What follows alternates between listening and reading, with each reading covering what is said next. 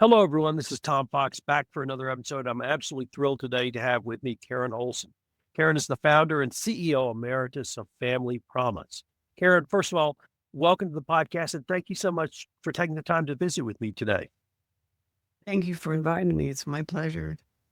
Karen, you're the author of the book Meant for More. I was wondering if you could start with what's the story behind the book?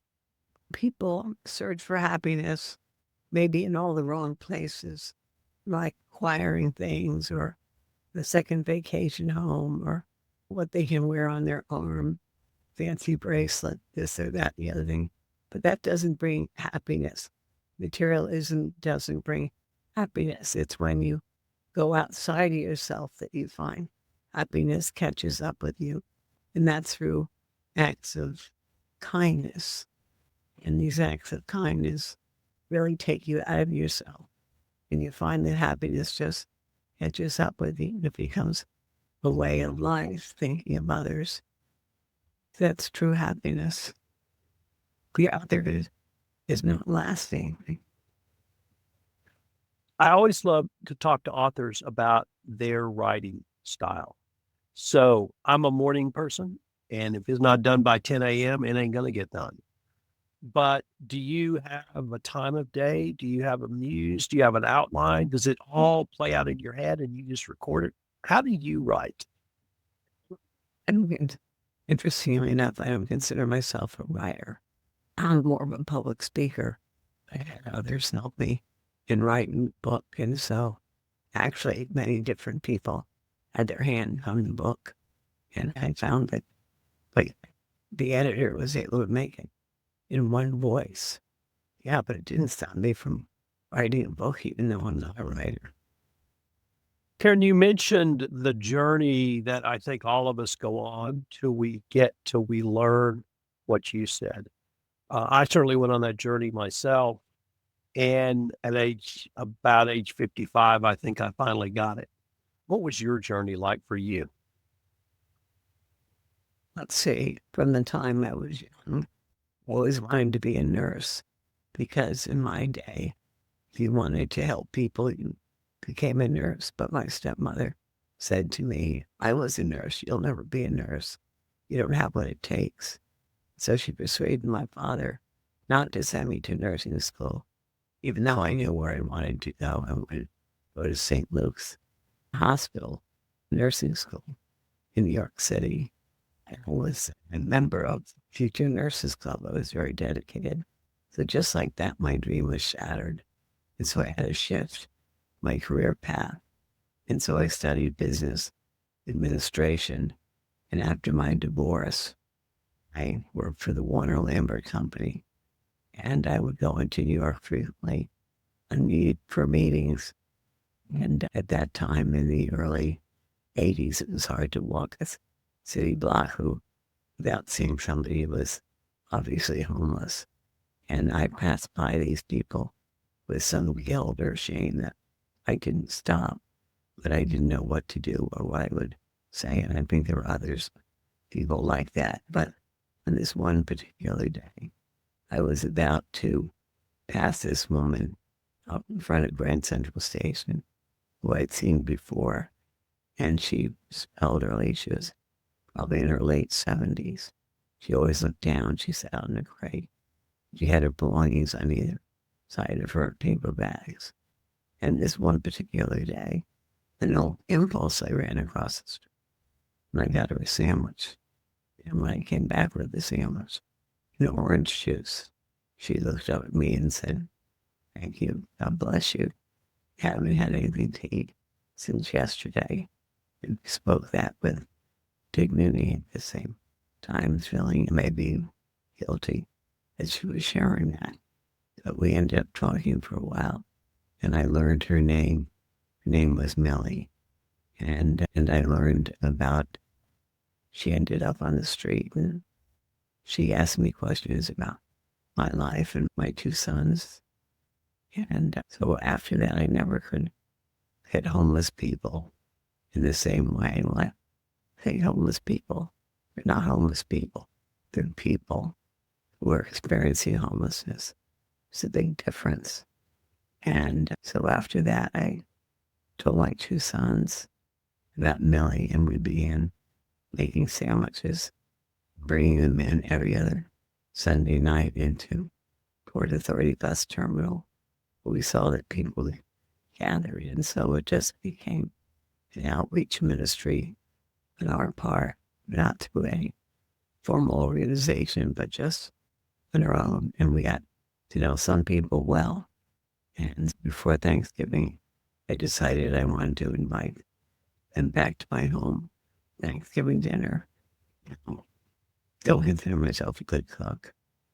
And in fact, I've never cooked a Thanksgiving dinner in my whole life, but that didn't stop me.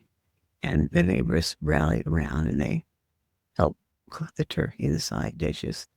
And so these men got off the bus in my suburban town, and I don't know what people thought as they traveled up my steps and into my house.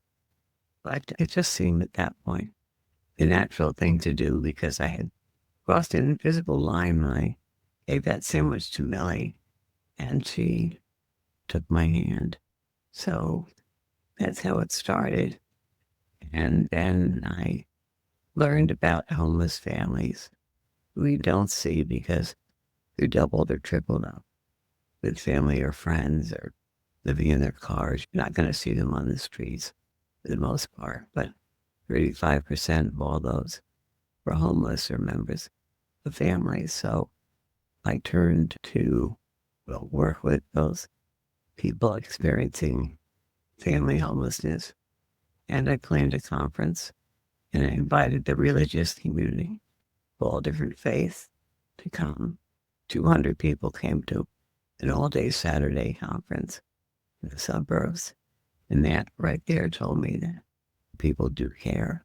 They want to make a difference. And they did. And that was the family promise. And today, we started out small with one program. And today we have 200 affiliates and have served more than 250,000 people each year through prevention, sheltering, and diversion. But the most important thing are the volunteers. Caseworkers are wonderful, but they're paid to do it. Nevertheless, they're very dedicated, of course. But here are volunteers who give up their time to volunteer, to make a difference, to prepare a meal, to go above and beyond that. To help write a resume or help practice for a job interview. So it's some of our volunteers, like one volunteer, the Oriels, became godparents for a guest child. But they can use that as a springboard and go beyond and do many different things.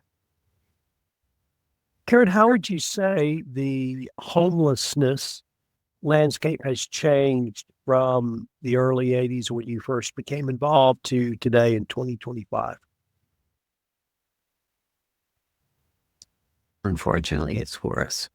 There are more homeless people because we're not supporting them with the housing that's needed. For instance, for every 4 units of affordable housing, where there's a need for every 4 units, only one is funded. So there's a dire shortage of affordable housing. And affordable housing is the main thing.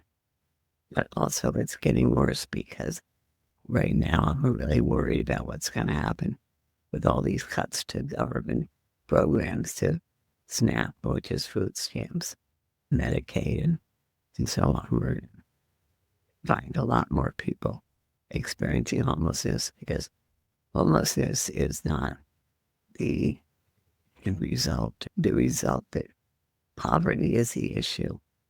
When people can't afford to pay their rent, put food on the table, you can end up homeless. That's not the issue. The issue is poverty, but the outcome is homelessness. So I'm quite concerned that it's going to get worse. I was wondering if you might be able to share some stories of volunteers you have known that have really made a difference. Yes, PACE is one. PACE, he would tell me, down in Phoenix, Arizona, he would tell me that he only had time for three things in his life: his family, his work, and his church. But then he was going to change departments, and they were throwing a going away party. And this one woman will hear all these testimonies from these scientists that were rather boring. And then this one woman got out, and that's the only testimony Pace remembered, and it changed the direction of his life. This woman, Alice, was administrative assistant. She shyly got up, and she recalled a time when Pace was, her car was stranded with a flat tire, and it was pouring rain, and the cars whizzed by her. And then this car drove up and said, "Can I help you?" She said, "I have a flat tire." And so he changed her tire. And at that point, she recognized him. She said at that point, he stopped becoming a Sue, just a Sue. He was a real human being.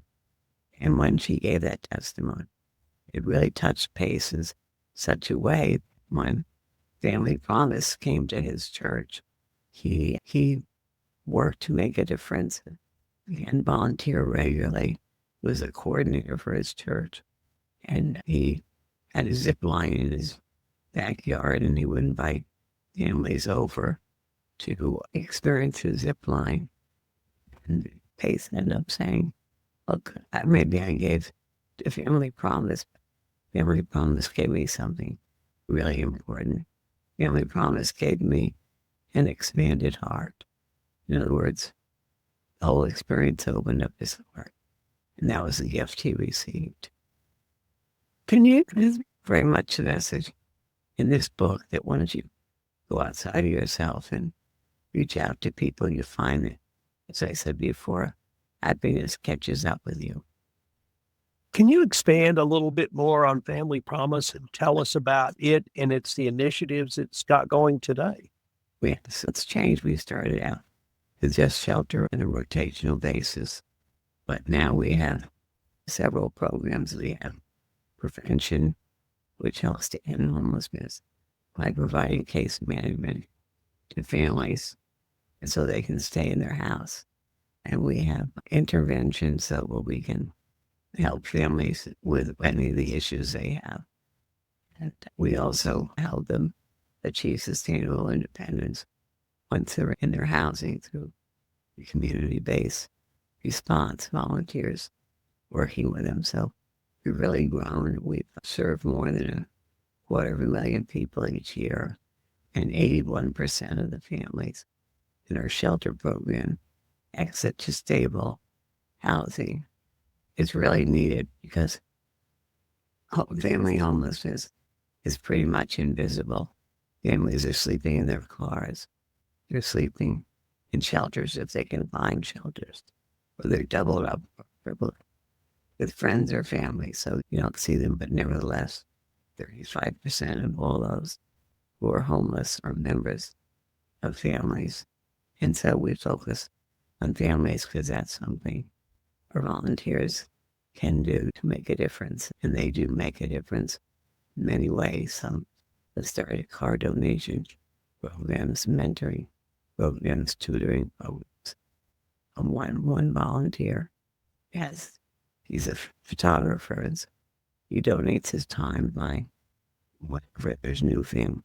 So in the program, he takes a family portrait of them because they don't have that. And so you can create your own outreach, more or less, from the Family Promise program.